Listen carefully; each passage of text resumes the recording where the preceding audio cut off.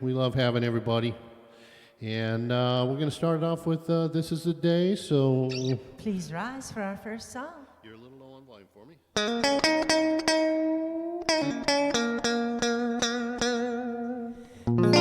Hold on. Here we go.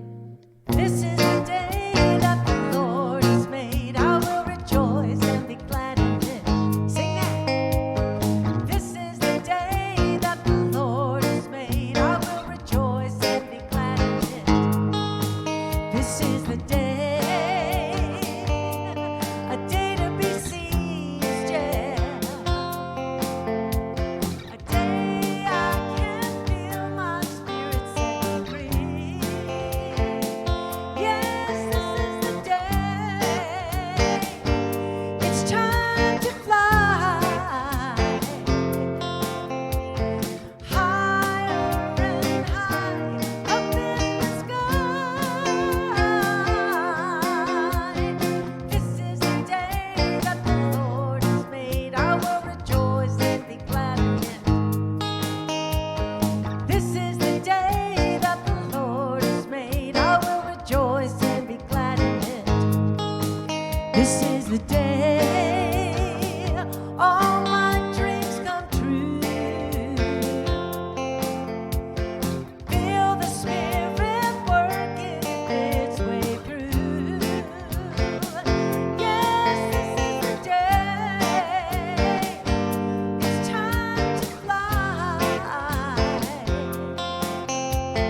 higher and higher up in the sky. This is the day that the Lord has made. I will rejoice and be glad in it. This is the day that the Lord has made. I will rejoice and be glad in it.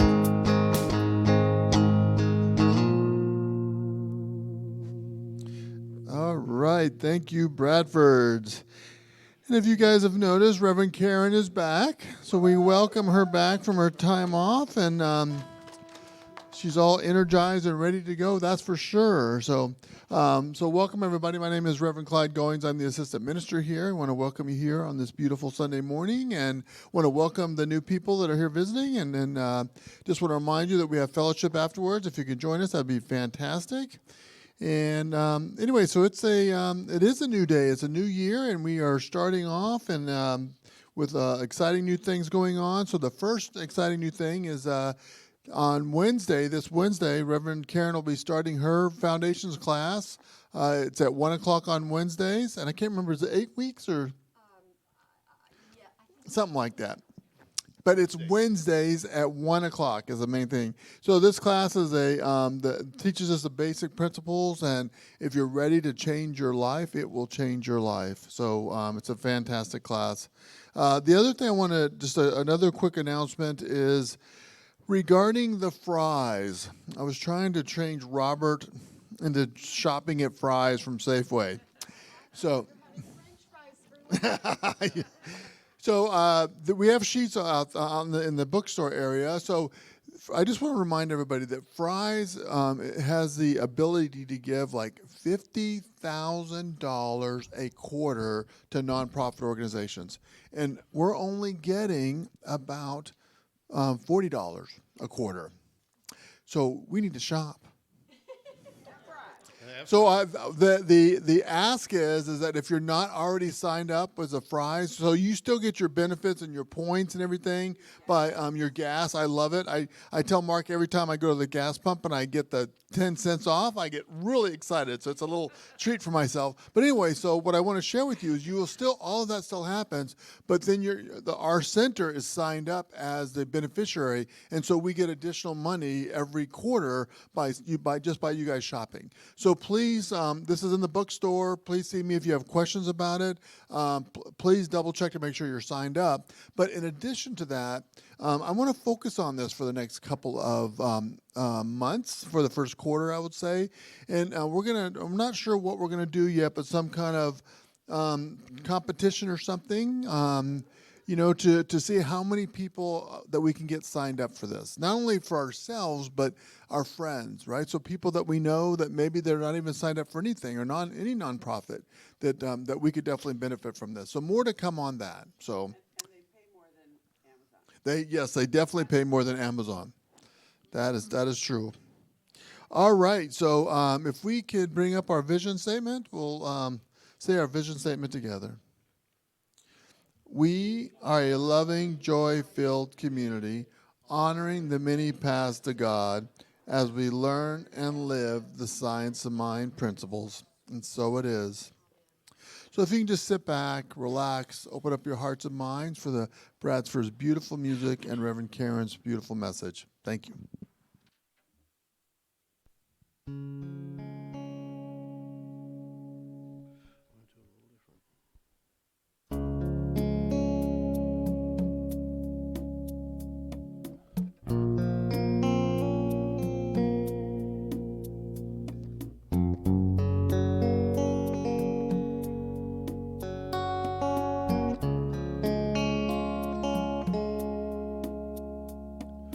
I will make a quiet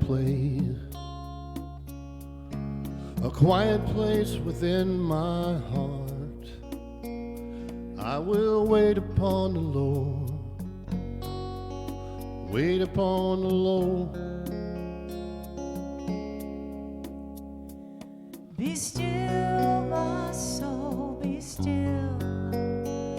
Be still, my soul, be still. Be still and know.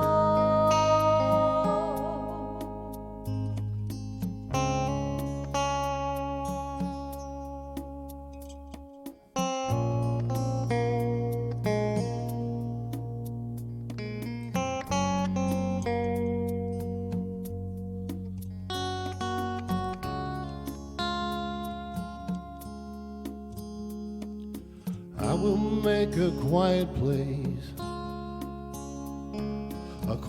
place within my mind.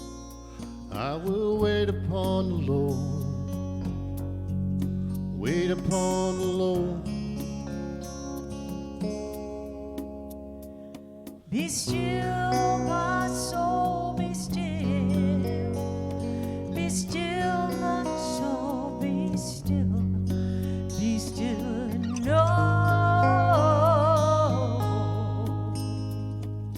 I will make a quiet place within my life. I will wait upon the Lord, wait upon the Lord. I will make a quiet place.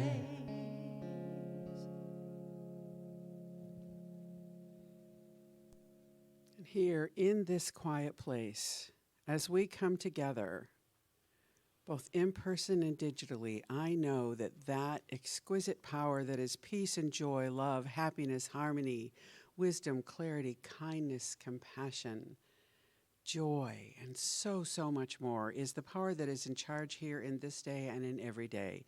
It lives and moves and has its being in, through, and as me, in, through, and as each of us everywhere.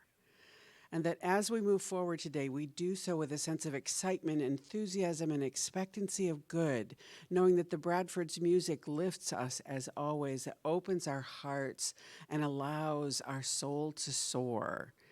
And that Reverend Karen's message is filled with the enthusiasm and wisdom and joy and excitement that comes from time in peace and solitude and reflection and study. And out of that, our lives are shifted today.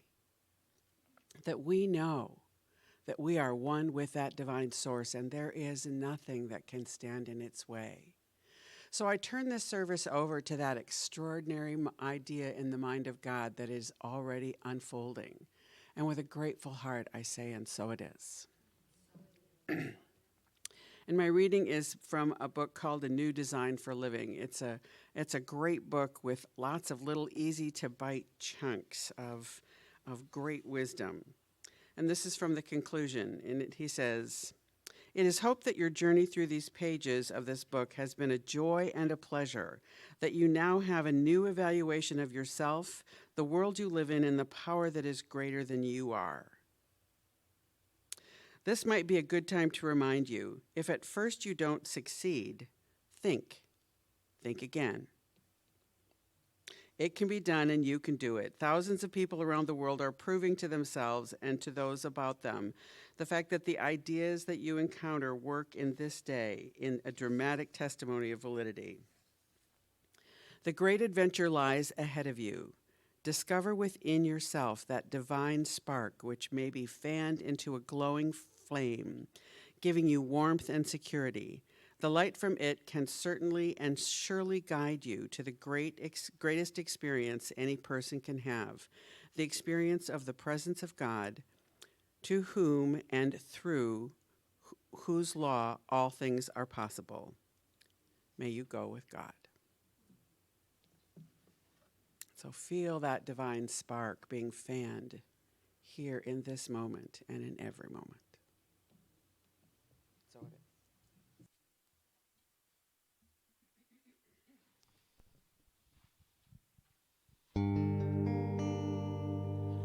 Birds flying high, you know how I feel. Sun in the sky, you know how I feel. Breeze drifting on by, you know how I feel.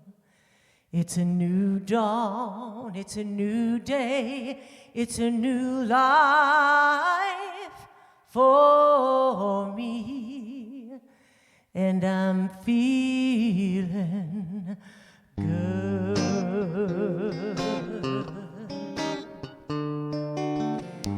Fish in the sea, you know how I feel. River running free, you know how I feel. Blossom on the tree, you know how I feel. It's a new dawn, it's a new day, it's a new life for me, and I'm feeling good. Snap your fingers with me. Dragonfly out in the sun, you know what I mean, don't you know? Butterflies all having fun, you know what I mean. Sleep in peace when day is done, that's what I mean. And this old world is a new world and a bold world for me, and I'm feeling good.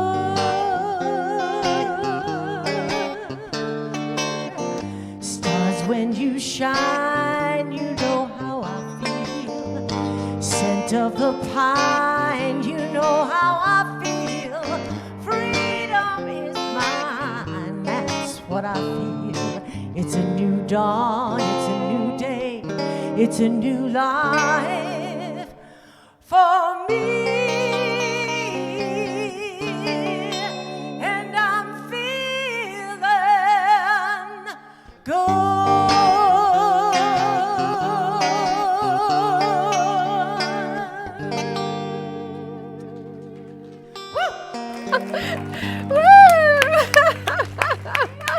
Thank you, Bradfords. What a nice way to be welcomed back to my very wonderful, familiar pulpit and life and people. And good morning.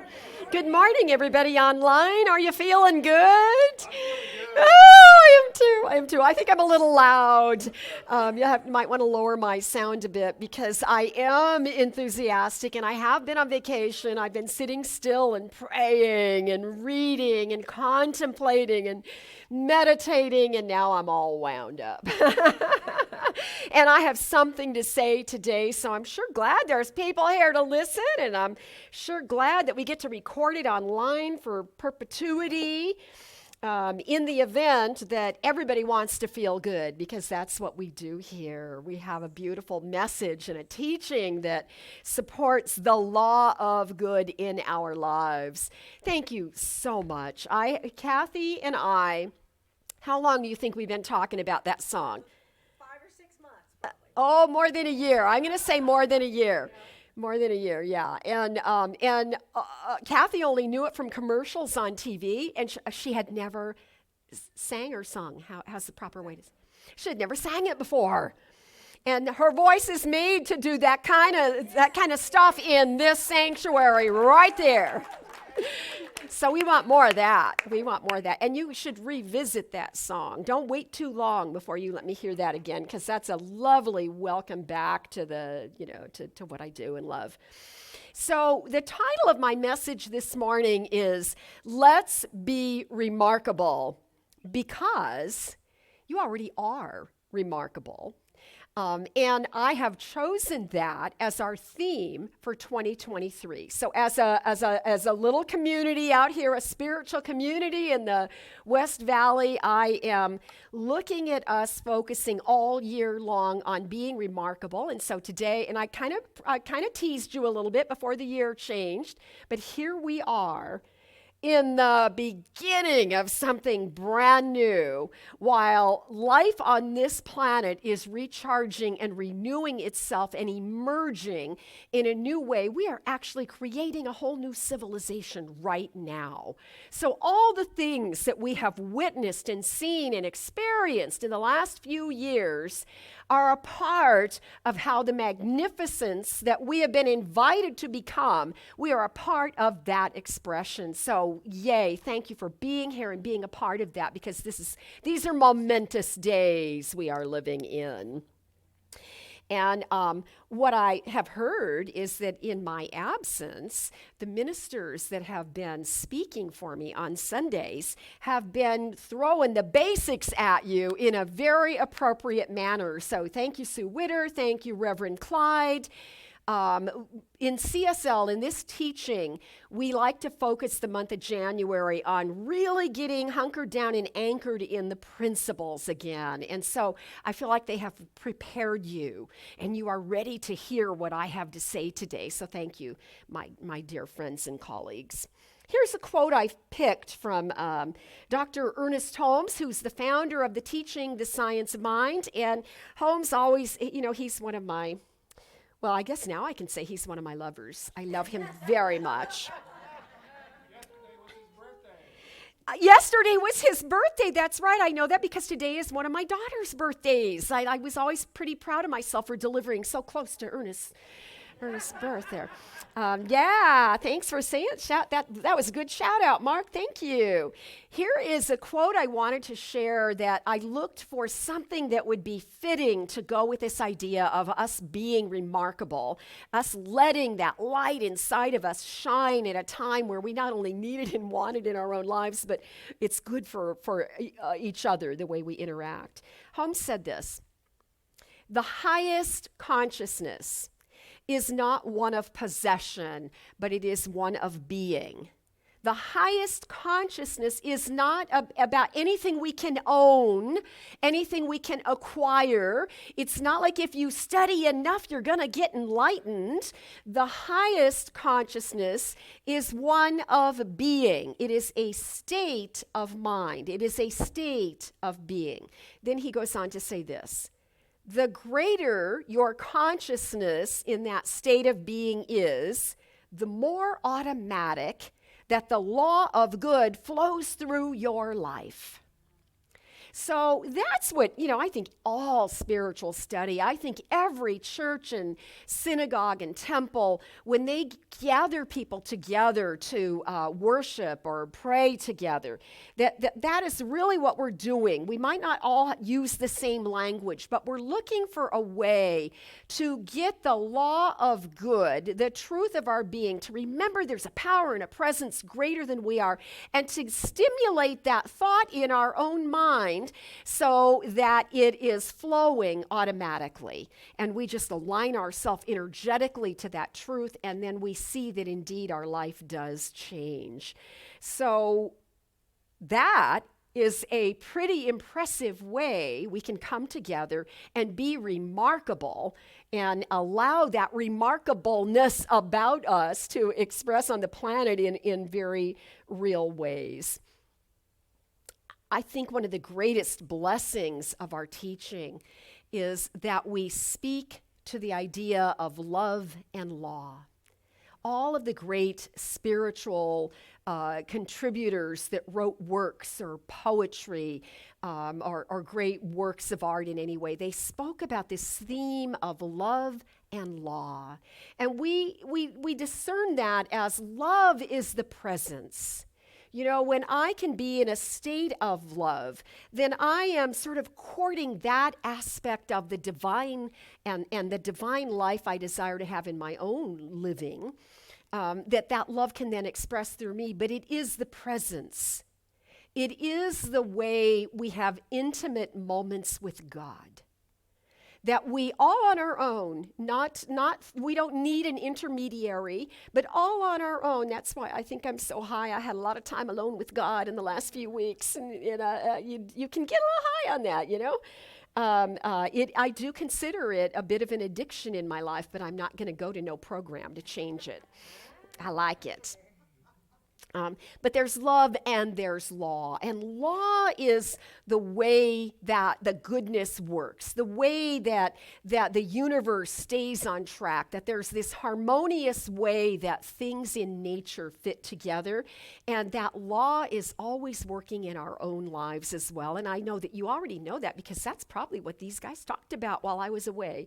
So love and law, we're really blessed to have a teaching that speaks to the beautiful blend. You don't have one without the other, that the completeness comes in the way we package those two ideas together. And by the way, I am teaching the foundation class beginning on Wednesday, where we go over those basics in weekly lessons, and we dive pretty deep.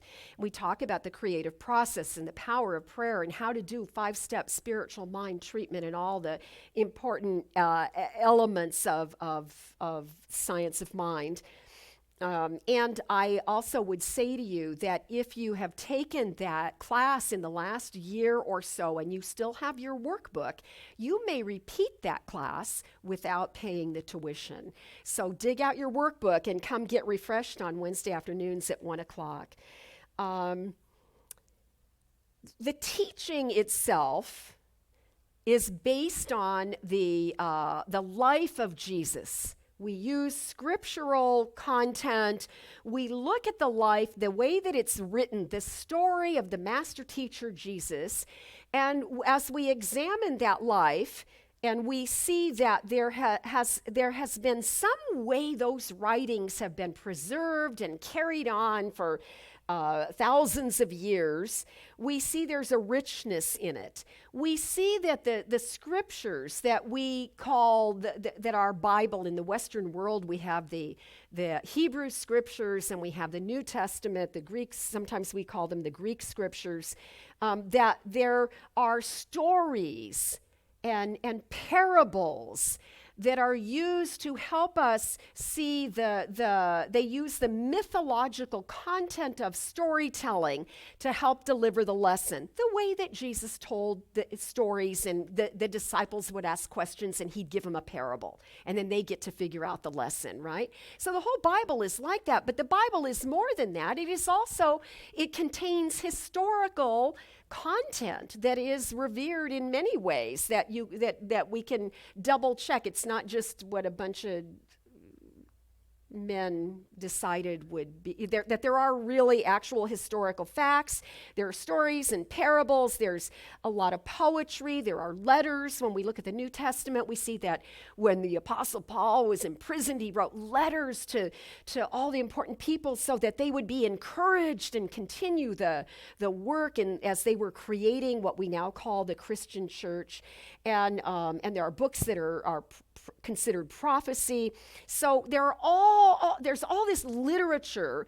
It's not one book, it's many books that have been combined, and together they become really powerful information.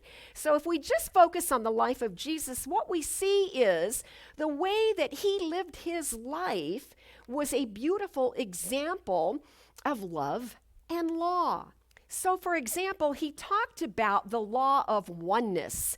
this principle of one. There is only one. And he would say things like, the Father and I are one. But then he would go on and he would say, but the Father is greater than I am.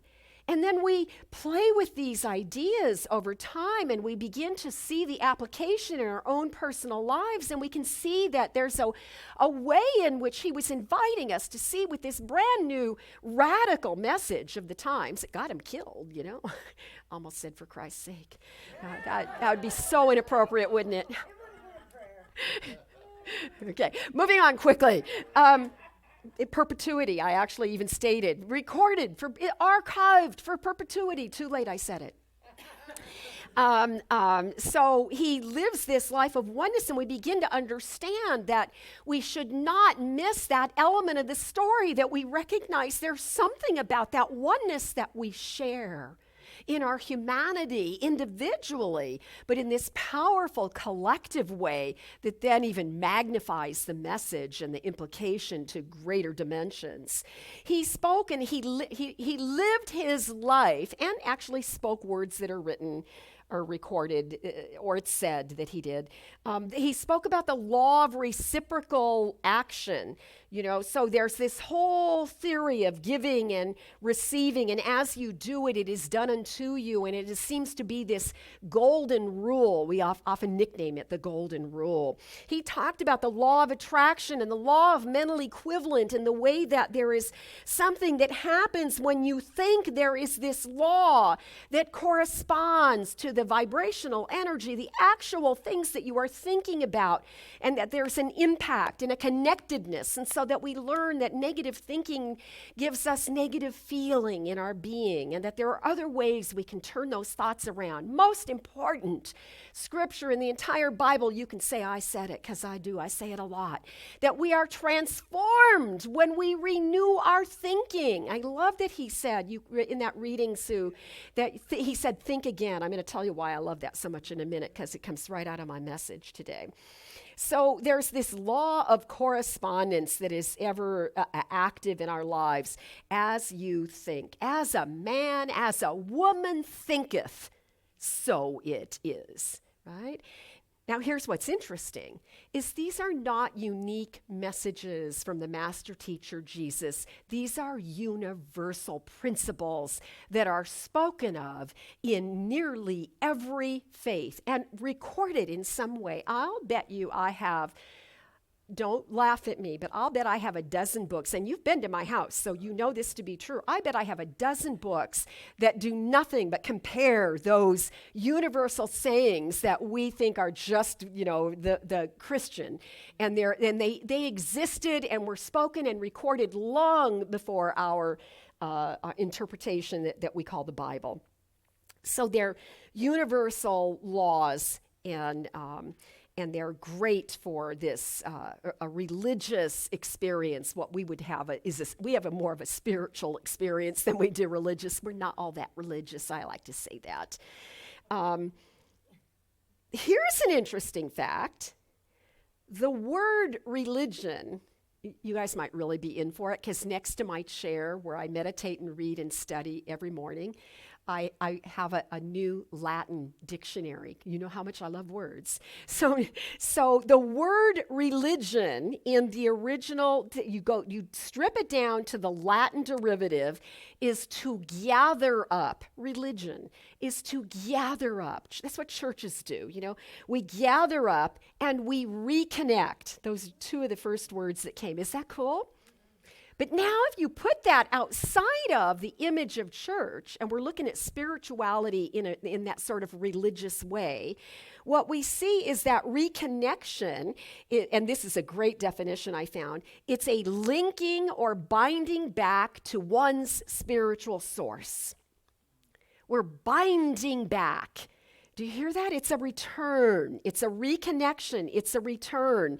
Return again to that original source. So from the very beginning, even before there were any churches, when indigenous people were just trying to figure out what the heck is happening, to our tribe or whatever, they had earth-based spirituality.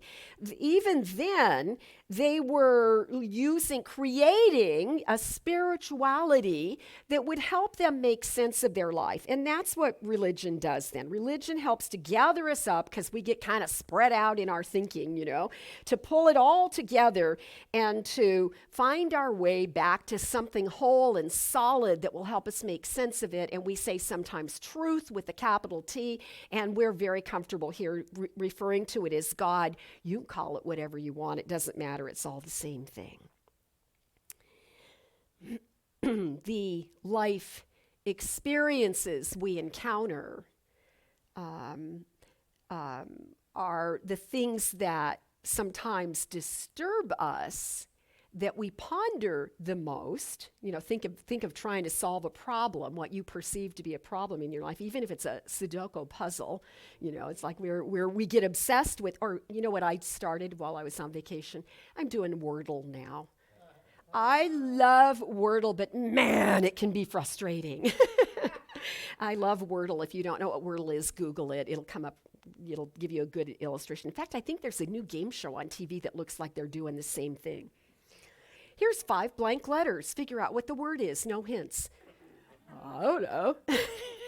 It's great. I really enjoy it most days. So we have this instinct to try and make meaning out of whatever it is we're trying to figure out. And religion or spirituality is always calling us back, because when we get disrupted, sometimes it feels like you've lost your way. And so there's that way we return. We come back and we recover from our temporary amnesia or, our over-focus on the problem, and we can broaden out and live our lives a little more lightheartedly again.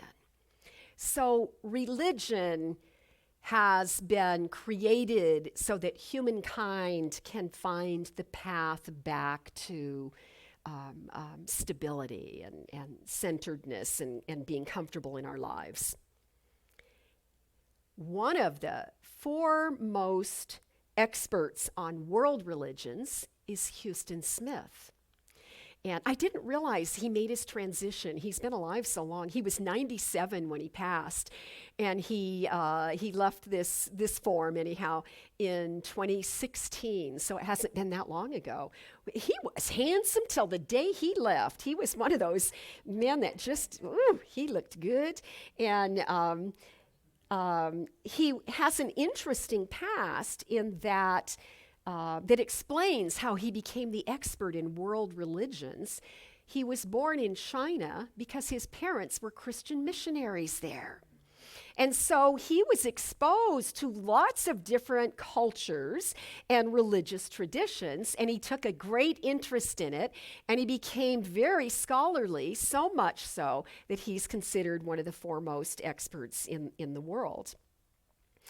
And he has a wonderful take. He tells us that there is, if you study any of the world's, he called them of the world's most enduring religions. So those that have been around for a long time, and you pick any one of those main core religions, you will find wisdom. And if you took that wisdom and gathered it all up, he says, you would have all the wisdom you need. You wouldn't need anything else.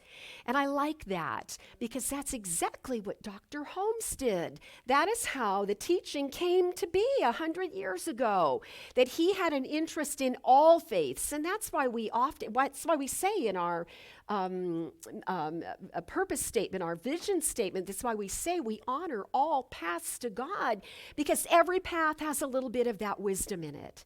Right? And no single path has the only wisdom there is. But when you look at all of them, like Huston Smith said, you will have all the wisdom you ever needed. The problem, he proclaimed, was that every faith takes their religion too seriously, particularly through the eyes of their written sacred scriptures. So think about it.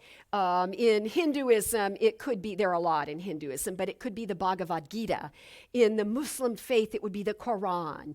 You know, in the Western world, it's the Bible. Well, I guess it's all over, but you know, it would be the Christian and the old, you know, when I would say the Old Testament, I used to remember Elsa. Hi, Elsa. I hope you're listening today. She moved to Washington or Oregon or somewhere. Elsa used to come up to me after service because she was Jewish, and she would go, "You always call it the Old Testament, but in our faith, there's no New Testament, so we're not old." I like being straightened out like that. That's really quite good. But, you know, in the Buddhist faith, they gather the sayings of the Buddha, they put it in a book, and they call it the Dhammapada. So every faith that is, you know, as Houston Smith said, those that stuck around and wrote things down, the problem with the literature that they have written is that then we take it too literal. We literalize our faith around the written word, and we call the written word, what do we call it? You know, in the Christian world, it's the word of God. And when I was a fundamentalist, we used to say, you know, we'd always carry our Bibles. You always had a Bible somewhere with you. You know, we called it our sword. You know, now I look back and I think, well, I did feel safe thinking that was my sword, that was my protection. And if you look at the symbolism in it as a metaphor, you can see there's kind of some beauty in it, except we usually used it to whack other people with. So I remember that too. So Houston Smith said that when our original belief systems are distorted over time, we have literalized them too much. They bring us the opposite of reconnection. And remember, I just told you the word religion is reconnection, gathering and reconnecting. And he says, and what happens then is instead of being closer to God, we sort of move further away from this beautiful, divine, illuminating truth that's always there. And we put our belief in that the truth is in the whatever the writing is, and that's what causes religions to be separate and different than each other, because everybody's defending their own version of truth. So I like that. Because I remember this quote years ago I had it on my computer forever. It said something to that effect. Literalization kills intuition. See, you're using your head then. You're wanting it to be intelligently smart, but now you've squelched all that beautiful feeling of what's true and real to you. Because everybody in this room has a different relationship with the divine, a different definition of what God is, a different view of how spiritual teachings can help us, and we all use it in different ways. So there's no one single way. And the goal for me would be, especially as we're looking at being remarkable, the goal for me would be that we just find that sliver of truth that speaks to us. I tell you that on Sundays. Look for the gem of truth that is yours today from this message. It won't be the same as anybody else's. It doesn't need to be. Now, these points are important because in our living, we encounter crisis and chaos and disruptions of every sort, you know. Are your chickens laying? Just a little bit. Little bit? Yeah. Yes, a lot of people are telling me their chickens just quit laying. They must have got wind of the egg problem, and they got scared, froze up. So yeah, there's something interesting there. So things happen in the world, and sometimes, especially if they frighten us, we get sidetracked. We forget what we know. We don't think immediately to return to truth, to look at the bigger picture, but we live with whatever is going on. I know this because this is a great example. I'm having my vacation, and it was a stay-at-home vacation this year, and that worked really, you know why that worked well for me this year? Because all the things I wanted to study during these few weeks would have been too heavy to carry anywhere. it had to take too much stuff. So it worked out really good. That was one of the reasons I was happy I stayed home. But I'm sitting in my chair where I pray and I read and I meditate and I contemplate and it's covered and everything around me is covered in books and notebooks and journals. And, it's like, oh, and I reread my journals for the past year and a half. Woo! Imagine that. Nice to be able, when you journal, and you make or you make regular entries, what you can see is how much you've grown. You can see the progress you've made, and I'm pretty satisfied. So I'm in my chair doing my thing, and it's like a magic corner in my house. If you've been there, you know what I'm saying. And my phone rings, and I answer my phone. It's one of my kids. And I learn that one of my beloved grandchildren is in the hospital, and it looks at this point quite serious. Everything is fine. It ended up not being a big deal. But at that point, it had a giant question mark about it, and it upset me. It pulled me out of my peace, my joy, and there was no harmony, there was no balance. I wasn't centered. It's like, and I felt this immense sadness, not only for my grandchild, but for my own child that's reporting this news to me, right? I mean, we can't help it. And so because I was, I'm studying all this stuff all the time, I noticed even while I was still on the phone, it was a long phone call, that it was hard to breathe. That my breathing was shallow, and that there's something that happens when you don't breathe right that feels sort of dizzying, because you're not breathing, right? The little shallow breaths, you're not oxygenating your body. So there were these physical symptoms that immediately showed up as I got really afraid. So I can't catch my breath. My balance is completely disturbed, and I'm feeling really, really unsettled. And I get off the phone and I get up and I start pacing. I pace and pray. That's how I move through my tension. And so I'm pacing and I'm praying and I'm thinking, oh my goodness, I don't even know for sure how I want to pray right now because, I don't know the highest and the best outcome. I know what I would like to happen right now, but I'm not going to put my demand on the law. First, I'm going to pray for the bigger, the highest, and the best outcome for everybody. And what's beautiful about that is then that easily includes how my heart is so sad for my child that has to tell me this, all that whole situation. So when I'm processing that later, after I've calmed myself down, I've prayed myself back, I also recommend making a phone call. I did not pick up the phone in that moment. I just chose to ground myself first because I was afraid if I picked up the phone to call my practitioner that I would get stuck in the story. I would need to tell that whole story and vent it. And Emma Curtis Hopkins, the great Christian mystic, says every time you repeat the story, you double the negativity in it, right? You're bringing it to life again. And so I know that's true when I'm telling the story again. So I chose, and by the way, I don't choose that. Usually I pick up the phone quickly and ask for help. I chose to calm myself down first, and it was beautiful to watch that process and still acknowledge that I'm disturbed in my body. So here's how I process that. The disturbance in my body, this is a flip on an old thought we talk about a lot, but I want to just put this out there. Maybe it's possible for other people to get on board here and think this through. Nobody robbed me of my peace. Nobody burst my little protective bubble, balloon, whatever, however you visualize it. Nobody got in there and threw a bunch of dark light in there. Nobody took away my good because it's not a possession. Think about the opening quote from Dr. Ernest Holmes. It's not a possession. Your power is in your state of being, and your good and your love and your joy and your balance cannot be taken away from you. Your attention is drawn in another direction because there's something going on that needs your focus. Right? You'll return. You will return the moment you choose. I mean, you might have to pace like I do, but you will return because it's not something you had. It's something you always have.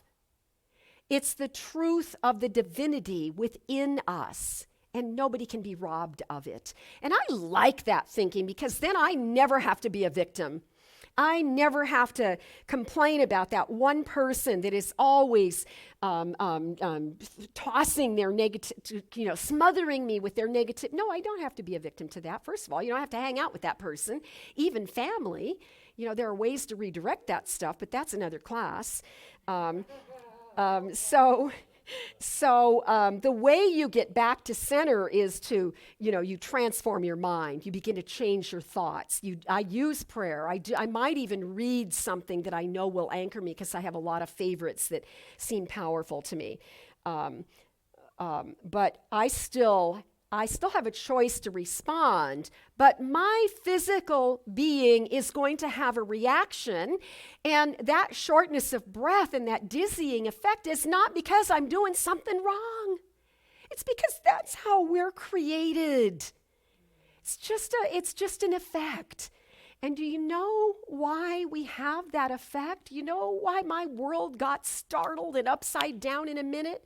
Because I love them. Because I care about them. So it's not abnormal. What would be abnormal in my life is if I chose not to reconnect and I got totally involved in the problem. So we all have to find our own way to settle ourselves. I can tell you that I remember thinking, and then it passed by a day or two, it was over and everything was fine, right? Which you don't know in those moments. And it doesn't matter. You're still, nothing is disturbed except our distracted mind gives us the symptoms of being disturbed. But my thought was, I was feeling so happy and grounded and secure and safe. How do we get back to that? That's what we want to learn. That's what this teaching is about.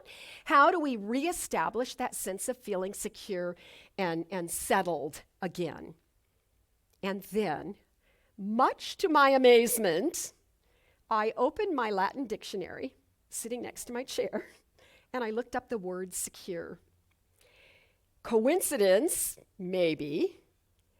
The word secure has the very same Latin derivative as religion.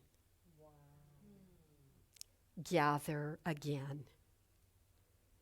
Return. Reconnect. The very same, I kept going back and forth looking like, that can't be. Doesn't even sound like, how could that be? The very same Latin derivative it's about linking or binding back to your spiritual source. How do you feel secure again? By linking back, to returning again, by binding yourself to spiritual truth. And then it added in the Latin dictionary this statement for secure: to gather up in reverence and sail again.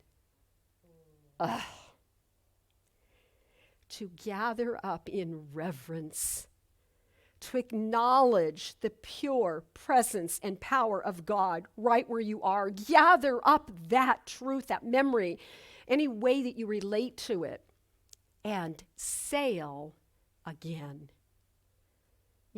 Listen, that word again, to sail, to be on the waters, the sea of life, and sail through the storm.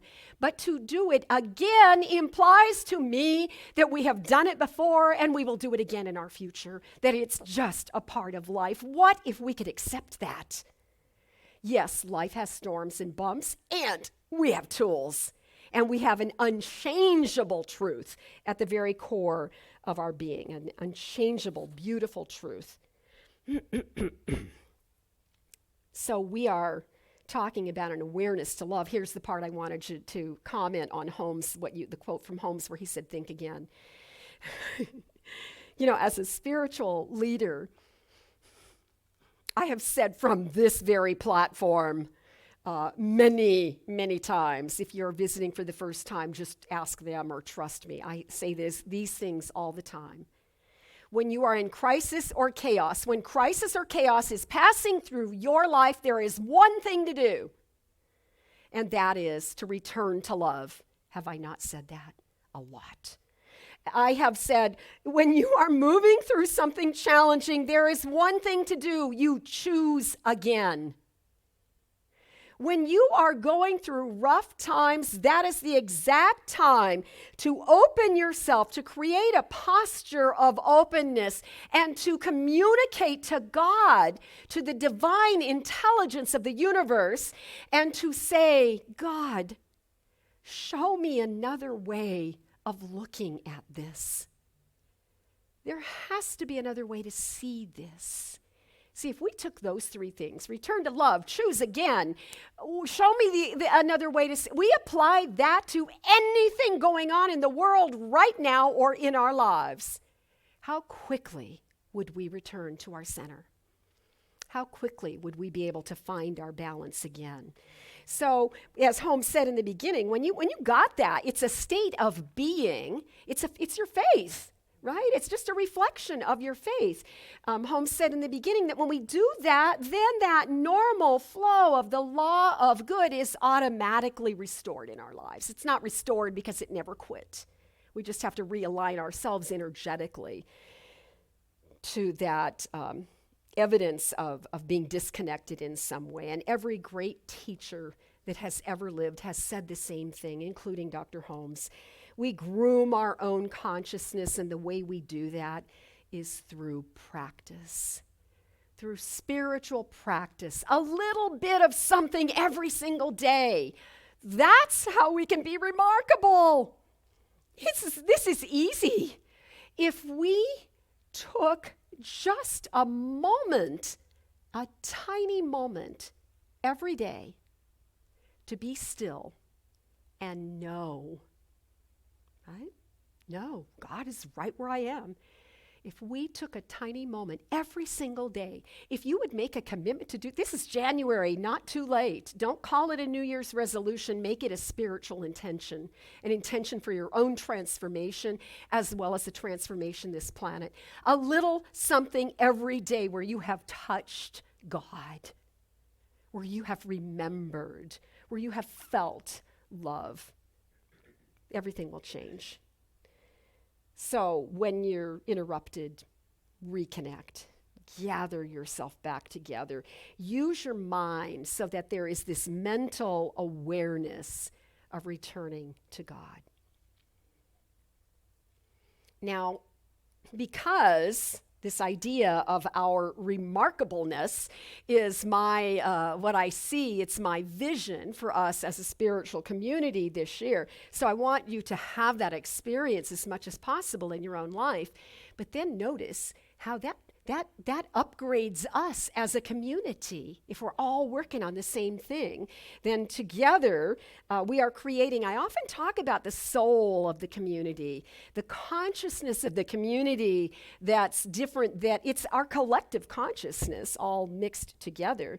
But I am really urging that idea of daily spiritual practice. Daily, come on. Athletes work out every day. Right? They're conditioning their physical body, they're strengthening muscles that they can use for whatever their specific art form in their athletic gift is.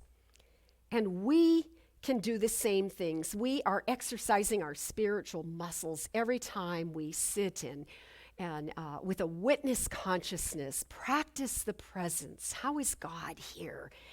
How can I look around and see God here right now?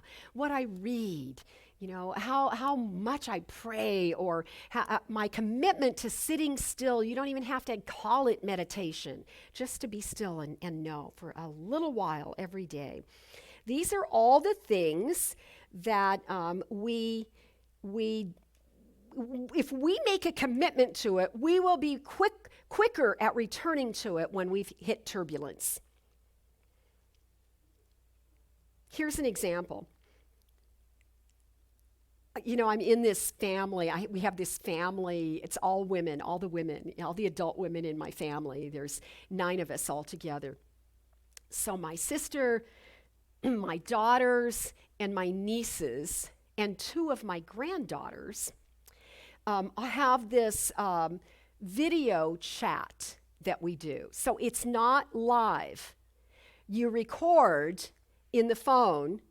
You use your phone to record your chat, and you just talk to the group. So we call it the Sister Squad, and we consider ourselves, well, I can't tell you the slang we use, but we consider ourselves beautiful those. And we encourage each other to be fierce and to be real, and that's how we talk on the phone. So every single day, every day, we get conversations from each other, and then you listen to them whenever it's convenient for you. I highly recommend the app. It's Marco Polo. Gorgeous way to connect with loved ones because there's no immediacy in it. You don't have to ever answer. You can just, but you really feel connected.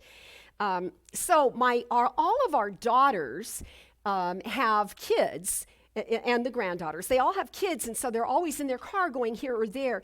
And that's when they use their time to Marco Polo to share with the family, because they're just they're just driving along. So they don't have handheld. Their cars are all, they put the phone where the phone can see them, but they're not talking to the phone. They're just talking to themselves while they're driving down the street.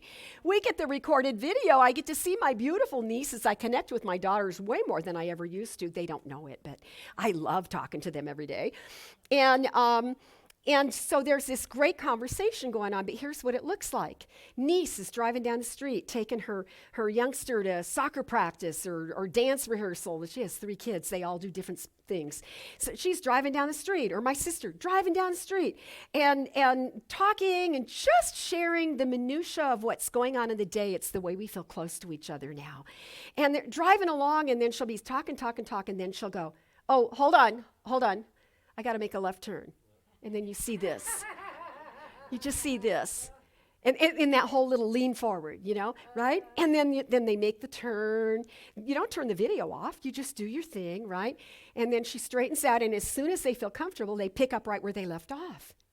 Right? And I thought, you see, that's how life is.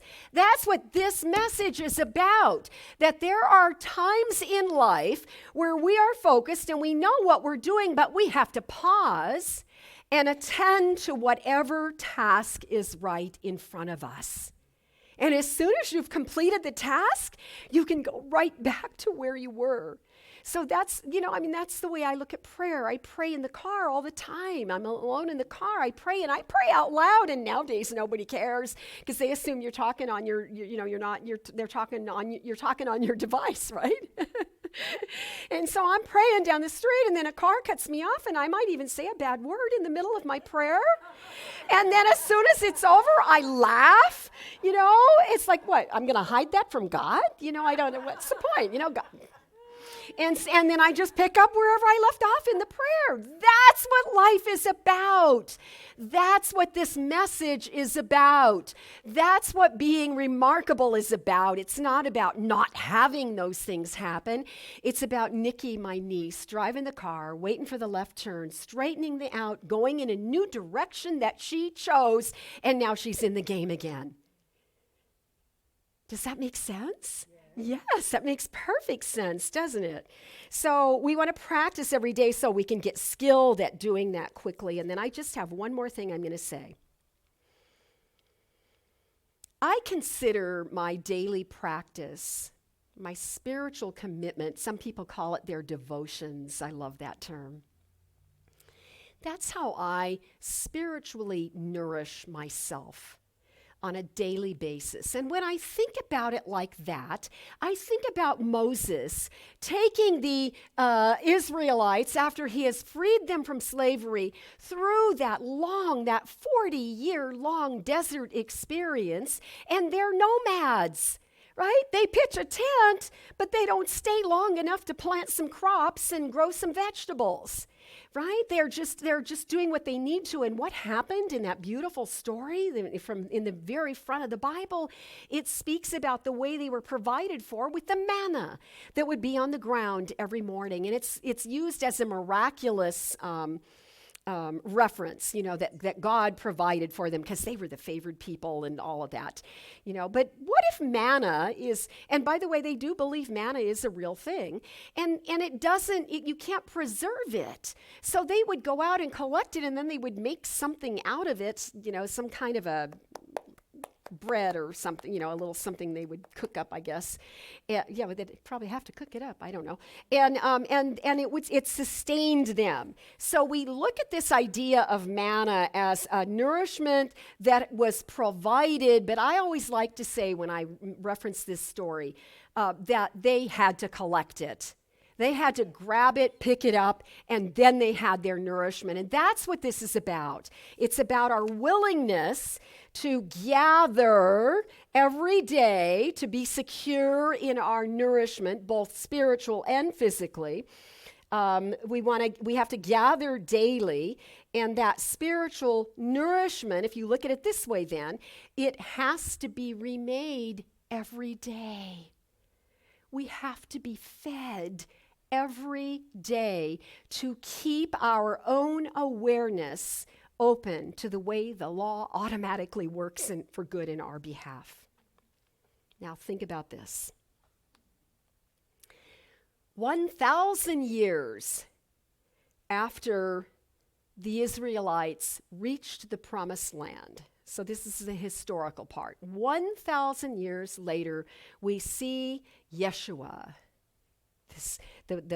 Jesus, who becomes this example of the Christ that we understand, the Christ consciousness that we desire to embody, and imitating all those great lessons. 1,000 years later, a man named Jesus comes and leaves us with a model prayer that says, "Give us this day our daily bread." Give us this day our daily bread. And so it is given. The only question is, will you harvest? Dr. Ernest Holmes said, such an important quote, "When you are at peace, the problem of good and evil does not enter your mind." When you are at peace, you don't even think in duality. So let us remember that this is such a good message in reminding us to desire, not just to be willing, but to tap into that place where your soul longs for that spiritual nourishment. Let us do the work so that we can experience that state of mind that keeps the law in our awareness, that we can be connected to that idea of our peace, our joy, the harmony and perfect order of all the universe and our lives, so that when something takes our attention away from that truth, we know how to gather again and reconnect. That's what I wanted to say today.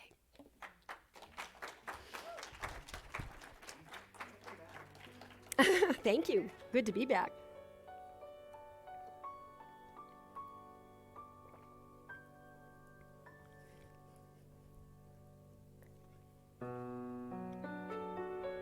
Dr. Holmes said, "Think again."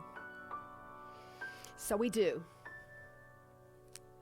Right here, right now, we turn within. And we just allow all the words that have been spoken, the words in prayer, the readings, the music, the lyrics, feeling good. We turn within, and yet again we know God in that very personal way. And so as the ideas spoken today just settle around this room, we allow ourselves to grab just a single gem of truth. What is it that you will take home with you today? How will you be different from having heard this message? And even as I ponder that possibility, I feel the love of God within me just stirring, feeling that enthusiasm, the joy in my own return to the platform, that excitement, that sense of all things new, I relish the way in which that awareness of reconnecting nourishes our souls. So I feel the love of God, and I realize that it is that perfect unification, that oneness, that in truth the Father and I are one, and that the Father is that magnificent presence and power that created all the universe, and that power is always greater than our own power. So no matter what problems we may face, no matter what crisis our loved ones may move through, we can know that not only is Spirit right where we are, but God is also right where our loved ones are. For there is no place where God is not. So I feel that love of God, and I rejoice in that ability to sense the activity of life within me, and to know that it is absolutely guaranteed that everything in this universe is moving in perfect order. And in the ways in which we on this human journey have been careless or haven't foreseen the consequences of seeds that we have planted, that there is always that option to return, to be restored and renewed, and to plant brand new seeds of possibility. There is an urgency in life itself to heal, to be prolific, to shine this divine truth, this gorgeous, liberating illumination that frees all of us to be all that we can be. So we choose to be remarkable. We choose to acknowledge that we have gifts that we still have not given. If that was not true, we would not be here. We choose to recognize there is always a way for that higher vision to show us a higher way to move through any circumstance. So I am grateful, so grateful for this life that we call the West Valley Center for Spiritual Living. For we do stand in the desert as a beacon of light and of possibility, and most certainly of love. So I say thank you, God. Thank you, God. Thank you, Infinite Spirit, for this life, for these words, for this magnificent way we are invited to have joy and love and beauty, and for all the gifts that are yet to come. And so I confidently and lovingly release these words into that divine law that brings all things into form. I let it be, and together we say, and so it is. Amen. Amen. Grateful, grateful, grateful for all the love that I have. I am so grateful, grateful, grateful for all the love that I have. Everywhere I look and every face I see, His love reflected shines back to me. I just give thanks for all these simple things, the joy and peace that gratitude brings. That's why I'm grateful, grateful, grateful for all the love that I have. I am so grateful, grateful, grateful for all the love that I have. All right, I think we're grateful that Reverend Karen's back. Yeah, she was a little on fire there at the beginning. I was like, okay, calm down just a little bit, please. But it was wonderful. So thank you. We are very happy you returned. So now is the time to celebrate the abundance of our lives and the abundance of our community. So we do not pass around the offering plate. Reminder that we have drop boxes, tithing boxes in the back of the room. We also have it in the bookstore, so you could drop off your tithe there. But we do ask you to hold your your tithe, hold it next to your heart. If you're auto tithing, then just also put your hand on your heart, and we are going to say our giving affirmation together. I live in a consciousness of good. Divine love blesses and multiplies all that I am, all that I have, all that I give, and all that I receive. Thank you, God, and so it is.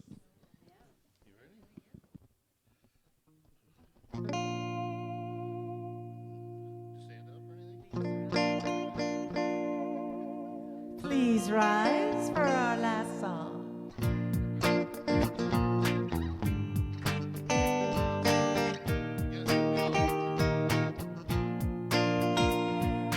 Oh,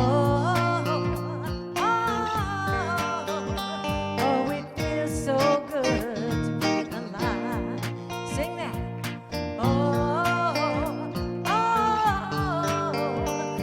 it feels so good to be alive. I ain't thinking about my problems. I'm living now. I'm living now. And I ain't gonna worry about the future. I'm living now. I'm living now. So put your hands up if you feel like having a good time. Put your hands up if you're sharing love with all. Raise your cup if you're hopeful for tomorrow. Put your hands up if you're ready to have some fun. Now sing it. Oh, it feels so good to be alive. Oh, it feels so good to be alive. Feels good, don't it? Feels good, don't it? Only got one life, live in the moment. Feels good, don't it? Feels good, don't it? Only got one life, live in the moment. Feels good, don't it? Feels good, don't it? Only got one life, live in the moment. Feels good, don't it? Feels good, don't it? Only got one life, live. Oh, it feels so good to be alive.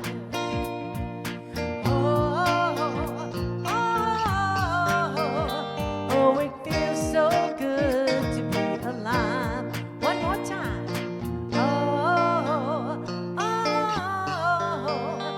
Oh, it feels so good to be alive. Woo! Oh, yes, it does. So remind you, we're having fellowship afterwards, some coffee, tea, and snacks. So please join us. And so let's say our closing affirmation together.